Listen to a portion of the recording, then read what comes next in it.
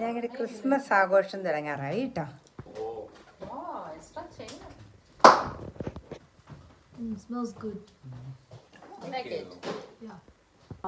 ചേച്ചി ഇന്ന് ബീഫ് ബിരിയാണി ആയിട്ട് ഉണ്ടാക്കിയത്. പിന്നെ നല്ല അടിപൊളി മീൻകറിയും നല്ല സൂപ്പർ പച്ചക്കപ്പ ഒഴുങ്ങിയതും കേട്ടോ. പിന്നെ അതിൻ്റെ കൂടെ ഞങ്ങൾക്ക് വേറെ പല വിഭവങ്ങളും ഉണ്ട് കേട്ടോ. ഇത് എന്നതാടാ ഇത് ഫ്രൂട്ട് സലാഡ്. ഇത് ഞാനിട്ട നാരങ്ങ അച്ചാറ്. പിന്നെ ഇതേ നല്ല റൈത്ത ഉണ്ട് കേട്ടോ. Salad vegetable. ഇത് നല്ലൊരു ഫ്രൂട്ട് കേക്കാണ്. ഞങ്ങളിത് കട്ട് ചെയ്തു കേട്ടോ.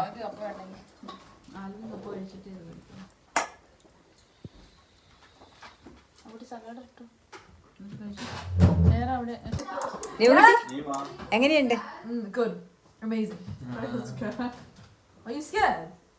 നേഹ ബീഫ് ബിരിയാണി എങ്ങനെയുണ്ടടാ? സൂപ്പയ്യ. ആൽഡിൻ്റെ മമ്മി ഉണ്ടാക്കിയ ബിരിയാണിയാണേ. ആൽഡിൻ നീ കഴിച്ചിട്ട് പറ നിന്റെ മമ്മിയുടെ ബിരിയാണി എങ്ങനെയുണ്ടെന്ന്. അങ്ങനെ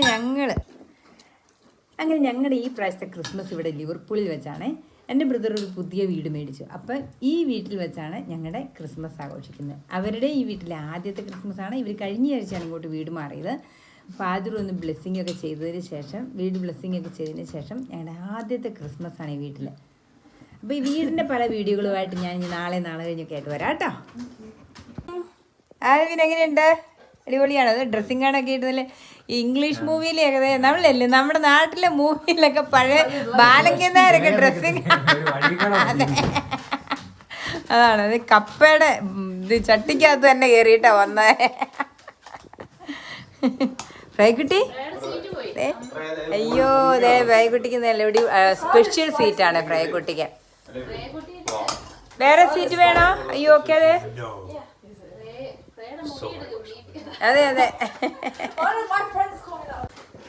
എനിക്ക് എൻ്റെ ബിഗ് ബ്രദർ ബിനോയ് മാമൻ എനിക്കത് കപ്പ വിളമ്പി തന്നു. നല്ല ഇച്ചിരി മീൻകറിയും കൂടി അങ്ങ് ഒഴിച്ചോ. ആൽവിന് ഇച്ചിരി മീൻകറി ഒഴിച്ചോടാ.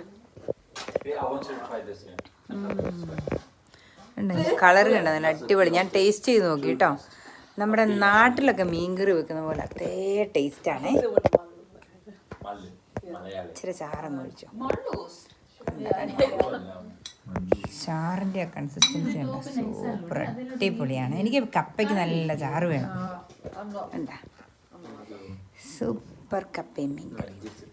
നിങ്ങളൊക്കെ ബിരിയാണി കഴിക്കുമ്പോഴത്തേ ഞാൻ നല്ല കപ്പയും മീൻകറിയാണ് കഴിക്കാൻ പോണേ.